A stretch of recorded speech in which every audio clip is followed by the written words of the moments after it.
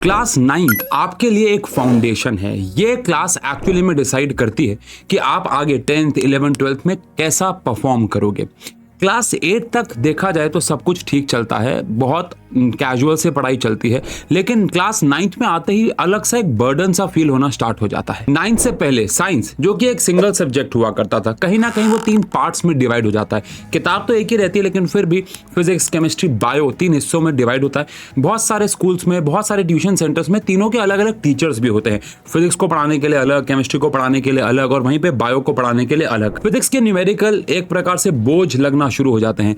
Biology के बहुत in detail concept एक प्रकार से आपको कंफ्यूज करना शुरू कर देते हैं, बिकॉज बायोलॉजी की डिटेल में, सेल टिश्यू के डिटेल में जाना शुरू कर देते हैं हम 9th क्लास में। और वहीं पे केमिस्ट्री में पहले 2 चैप्टर बहुत आसान लगते हैं, लेकिन 3rd और 4th यानी स्ट्रक्चर ऑफ एटम और एटम्स एंड मॉलिक्यूल तक आते आते आपको समझ में आता है कि केमिस्ट्री भी उतनी आसान नहीं है। तो क्या हमें इन सारी प्रॉब्लम्स के साथ अपनी 9th क्लास को बिताना पड़ेगा? अरे ऐसा बिल्कुल भी नहीं है।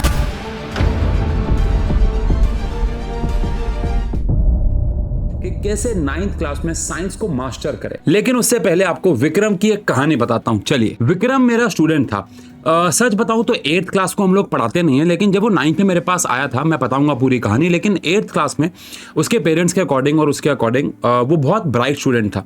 और 9th क्लास में भी उसके कंसेप्चुअल नॉलेज बहुत अच्छी थी और वो काफी अच्छे डाउट पूछता था। लेकिन 8th क्लास से 9th क्लास में आना, उसकी जो जर्नी थी, उसने उसको बहुत कैजुअली लिया। उसको लगा कि 9th क्लास में भी बिल्कुल वैसी पढ़ाई रहेगी। पढ़ाई करता था, लेकिन तरीका जो था वो अभी भी 8th क्लास वाला ही वो फॉलो कर रहा था, जिसकी वजह से 9th क्लास में उसके पहले यूनिट टेस्ट में मार्क्स बहुत ज्यादा गिरे। उसके पेरेंट्स आए, हम लोगों ने बात की, उन्होंने मुझे बताया कि 8th क्लास में वो कितने मार्क्स स्कोर करता था और 9th में फर्स्ट ड्यूटी में उसने मार्क्स कम स्कोर किए। फिर हम लोगों ने एक्चुअली में एनालाइज किया कि अभी भी उसके पढ़ने के तरीके 8th वाले ही थे, तो हमने कुछ चीजों में बदलाव लाए, कुछ इंप्लीमेंट्स किए, और अगले यूनिट टेस्ट में उसके मार्क्स थोड़े से बेहतर हुए और धीरे धीरे उसकी 9th की परफॉर्मेंस और ज्यादा इंप्रूव होती चली गई।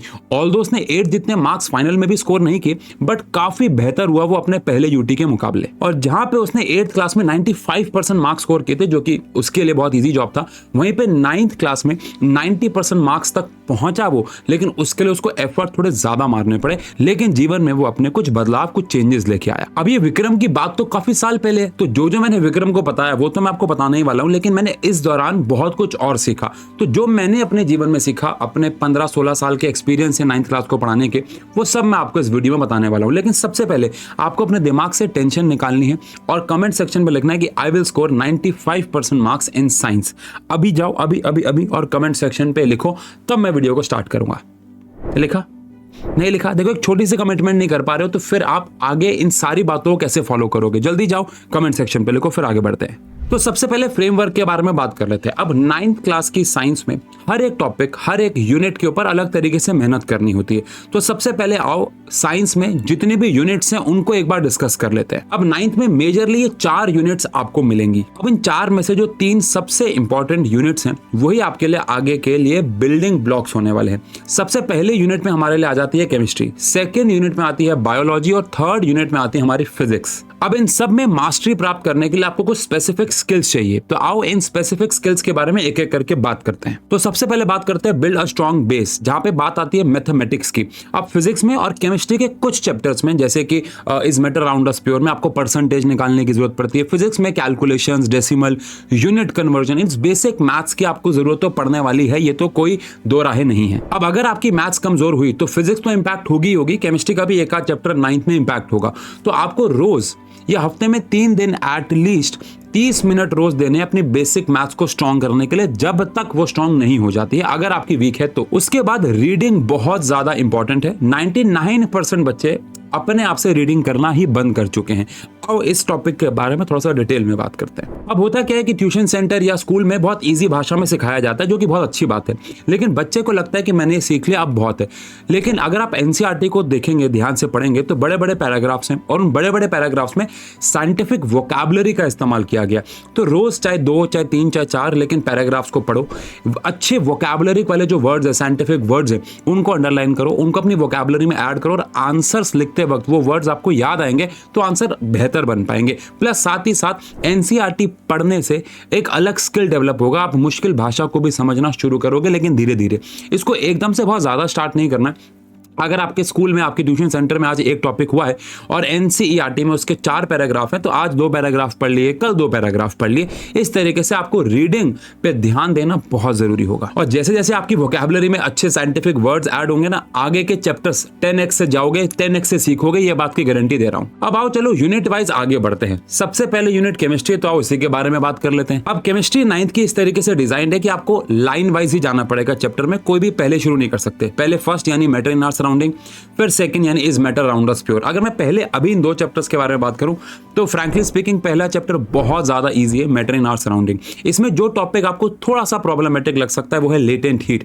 तो मैं आपको पहले ही बता रहा हूं कि जैसे लेटेंट हीट आएगा या आने वाला है, अगर आप वन शॉट देखने वाले हो कहीं पे भी, जो कि हमने इस चैनल पे भी डालना शुरू कर दिया है, चैप्टर 1 का वन शॉट डल गया है।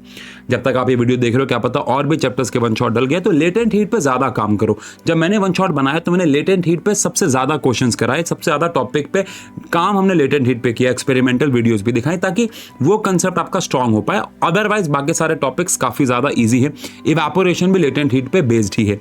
सेकंड चैप्टर में जैसे हम घुसेंगे, एक तो हमारे यहाँ पे परसेंटेज निकालने के कुछ न्यूमेरिकल्स आ जाएंगे, प्लस ये एक एक्स्ट्रा लेवल है फर्स्ट चैप्टर का, यानी कि आपको फर्स्ट चैप्टर अच्छे से आना चाहिए। तो जब तक फर्स्ट चैप्टर अच्छा ना हो, कम से कम आपने उसके 100-150 क्वेश्चन ना बनाए, सेकंड चैप्टर पे जाना बेवकूफ़ी होगी। उसके बाद आपको सेकंड चैप्टर पे जाना है। लेकिन ध्यान रहे, आपके लगभग हाफ ईयरली के बाद जो थर्ड और फोर्थ चैप्टर शुरू होंगे वो एक्चुअली में असली टास्क होगा, जिसके बारे में अभी मुझे लगता है मैं बेसिक लेवल पे बात करूं तो सही रहेगा। एटम्स एंड मॉलिक्यूल और स्ट्रक्चर ऑफ एटम, इन दोनों चैप्टर्स में आपको एटम के बारे में इन डिटेल पढ़ना है। तो एक एक टॉपिक को आपको बहुत ध्यान से सुनना होगा, अदरवाइज आगे जाके 10th 11th 12th में बहुत ज्यादा प्रॉब्लम होने वाली है। 10th क्लास में फॉर्मूला मेकिंग सबसे इंपॉर्टेंट टॉपिक होने वाला है, जो लाइफ में आगे बहुत काम आएगा। अब इस चैप्टर के अंदर आपको वैलेंसीज और मॉलिक्यूलर मास, ये सारी कुछ टेबल्स आएंगी जो याद करनी होंगी। तो मैं सलाह दूंगा कि जैसे आपका फर्स्ट सेकंड चैप्टर हो जाए, इन दोनों की टेबल्स बनाओ। मैं फिर भी कुछ रेफरेंस में यहाँ पे टेबल्स लगा दूंगा, आप ये टेबल्स के स्क्रीनशॉट ले सकते हो, जिसमें वैलेंसी है और मॉलिक्यूलर मास है। इन दोनों को आप कहीं पे लगा के याद करना शुरू कर देना, आप बाकियों से वैसे ही ऑटोमेटिकली आगे निकल जाओगे, क्योंकि उन सबको भी याद करना ही पड़ेगा। अब अगर बात करें बायोलॉजी, जिसको बच्चे समझते हैं कि इनको रट्टा मारना पड़ेगा, ऐसा बिल्कुल भी नहीं है। मेजरली बात करूं, बायोलॉजी के 2 चैप्टर है, सेल और tissue. Improvement in food resources को आप बायोलॉजी में कंसीडर करना चाहो तो कर सकते हो, बट मेजरली 2 चैप्टर है। दोनों चैप्टर अगेन आपस में इंटरकनेक्टेड है। पहले सेल के बारे में पढ़ोगे, तभी टिश्यू के बारे में पढ़ोगे। मैं आपको सलाह दूंगा कि बायोलॉजी को हमेशा फ्लो चार्ट से पढ़ो। जैसे टिश्यू चैप्टर में आपको प्लांट टिश्यूज पढ़ने हैं तो फ्लो चार्ट आ गया, एनिमल टिश्यू है तो फ्लो चार्ट आ गया। मैं अपने पेड बैच में जब भी पूरा चैप्टर खत्म कर देता हूं तो बायोलॉजी के फ्लो चार्ट्स बनवाता हूं, ताकि बच्चा इस फ्लो चार्ट में समझे कि हमने क्या क्या पढ़ा और किसके बाद क्या आया। फर्स्ट चैप्टर में आपने सबसे पहले सेल की बेसिक पढ़ाई करी, सेल मेम्ब्रेन आए, फिर ऑर्गेनल्स आए, साइटोप्लाज्म आया, न्यूक्लियस आया। ऐसे सेकंड चैप्टर में पहले प्लांट के टिश्यूज आए सारे, फिर एनिमल के टिश्यूज आए और उनका फ्लो चार्ट बना। चैप्टर तो आपको पढ़ना ही है, प्रॉपर्टीज पे ध्यान दो। जैसे टिश्यूज के बारे में बात करें तो 2 लेवल पे पढ़ाई होती है। एक होता है कि हम टिश्यूज की प्रॉपर्टी पढ़ते हैं और फंक्शंस पढ़ते हैं।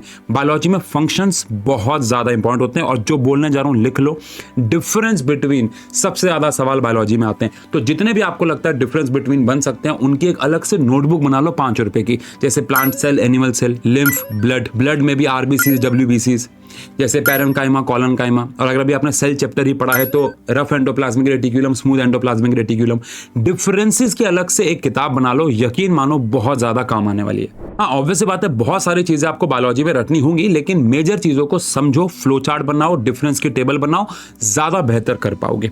अब बात करते हैं फिजिक्स, सबसे इंटरेस्टिंग। यहाँ पे रटने से काम नहीं चलने वाला, यहाँ पे चीजें आपको समझनी होंगी। तो इसको आप 3 लेयर मेथड पे काम कर सकते हो। पहला लेयर मेथड यानी कि लेयर 1, जिसमें आप सबसे पहले अपने कंसेप्ट्स को क्लियर करोगे। जो पढ़ने जा रहे हो उसको थियोरेटिकली पढ़ो, कंसेप्ट स्ट्रॉन्ग करो। पहले देखो कि मैं क्यों पढ़ रहा हूं, क्या पढ़ रहा हूं। लेटर से आप फर्स्ट चैप्टर पे आए और वहां पे आपके पास एक्सेलरेशन आया। एक्सेलरेशन क्या है, ये मैं क्यों पढ़ रहा हूं, क्या ये मेरी डेली लाइफ में कहीं पे अप्लाई होता है? तो आंसर है हाँ, होता है। कैसे होता है? स्कूटर के साइड में एक्सेलरेशन होता है, गाड़ी में होता है। उसके बाद सेकंड लेयर पे आते हैं, जो कि हमारे पास आती है मैथमेटिकल रिप्रेजेंटेशन। हर एक थ्योरी जो आपने पढ़ी है, अगर उसका कोई फॉर्मूला है, जो कि मेजरली फिजिक्स में होता है, तो उसका फॉर्मूला याद करो, फॉर्मूले में हर एक टर्म को समझो। एंड तीसरा और सबसे इंपॉर्टेंट है एप्लीकेशन।